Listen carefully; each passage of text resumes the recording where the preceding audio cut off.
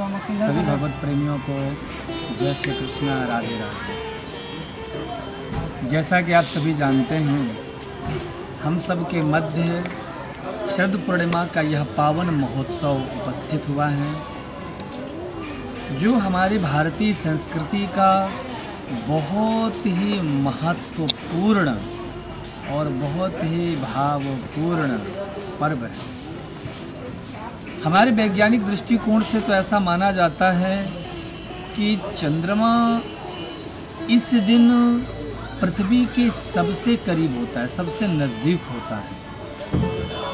इसीलिए बड़ा प्रकाश पृथ्वी के ऊपर चंद्रमा का पड़ता है, और चंद्रमा इस दिन 16 कलाओं के साथ अमृत वर्षा करता है, जिसका लाभ बहुत है। क्यों? क्योंकि चंद्रमा औषधियों का स्वामी है, औषधियों का देवता है। इसलिए जिनको तमाम प्रकार की बीमारियां हैं या समस्याएं हैं, वह इस दिन चंद्रमा का प्रकाश अपने ऊपर ग्रहण करते हैं। बहुत सारी साधक सिद्धियां प्राप्त करते हैं। दूसरी बात, शरद पूर्णिमा को रास पूर्णिमा भी कहा गया है। जैसा कि आप सभी जानते हैं, वृंदावन में हमारे ठाकुर श्री बांके बिहारी निधिवन में रास रचाते हैं, जहाँ पे भगवान भोलेनाथ भी, सारे देवी देवता भी गोपी रूप में वहाँ पर उपस्थित होते हैं। तो ऐसी बड़ी पावन महिमा है शरद पूर्णिमा की। इसमें चंद्रमा की बड़ी महिमा मानी गई है, क्योंकि चंद्रमा इस दिन बड़ा प्रसन्न रहता है, और प्रसन्न होकर के महाराज अमृत की वर्षा करता। और ऐसे कई जगह वर्णन भी है कि रावण उन सबको एकत्रित करके अपने नाभि में रख लेता था, और इसका भेद केवल विभीषण ही जानते हैं। तो ऐसी बहुत सारी लोक प्रचलित कथाएं हैं।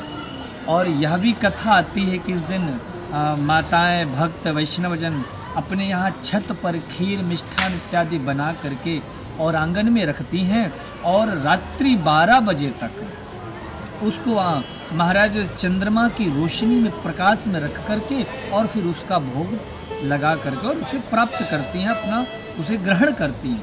इससे बहुत सारी बीमारियां इत्यादि दूर होती हैं। दूसरी बात, चंद्रमा मन का स्वामी माना गया है। चंद्रमा यदि संतुष्ट होता है या पक्ष में रहता है, तो ऐसे व्यक्तियों का मन विचलित नहीं होता। आजकल मानसिक जैसे बीमारियां बहुत चल गई हैं, मानसिक रोगी आपको बहुत मिल जाएंगे, या मानसिक रूप से परेशान व्यक्ति हो, या मन से जो खिन्न होने वाले, क्योंकि मन बड़ा चलायमान होता है। तो मन को साधने के लिए ज्योतिषी भी कहते हैं कि चंद्रमा की शांति करा। तो चंद्रमा का भी पूजन अर्चन वंदन होता है, साथ साथ ठाकुर जी का, हमारे श्री बांके बिहारी नारायण व शिव जी, इन सब की भी प्रसन्नता इससे जुड़ी हुई है, क्योंकि चंद्रमा भगवान शिव के शीश पर रहता है। भगवान शिव इतना प्रेम करते हैं चंद्रमा से। तो ये शरद पूर्णिमा के ऐसे बहुत सारे तथ्य हैं, बहुत सारे महत्व हैं। इन्हीं सब महत्वताओं को धारण करते हुए और ठाकुर जी का इस दिन खूब प्रेम से भजन करें, अर्चन करें। आज का दिन बहुत ही महत्वपूर्ण है, तो जितना हो सके ठाकुर जी का नाम, उनके गुणों की चर्चा, कीर्तन, भजन करें। कि कलयुग में साधकों के लिए सबसे सरल साधन प्रभु के पाने का यदि है, तो प्रभु का नाम ही है। कलयुग केवल नाम आधारा। तो आइए एक बार फिर से मैं सभी भगवत प्रेमियों को शरद पूर्णिमा की बहुत बहुत मंगलमय शुभकामनाएं प्रदान करता हूं। आपका जीवन स्वस्थ रहे, दीर्घायु रहे, और जीवन में आप पूर्णिमा की, चंद्रमा की तरह ही उत्तरोत्तर वृद्धि करते रहें। इसी कामना के साथ आप सभी साधकों को एक बार फिर से जय श्री कृष्ण, राधे राधे।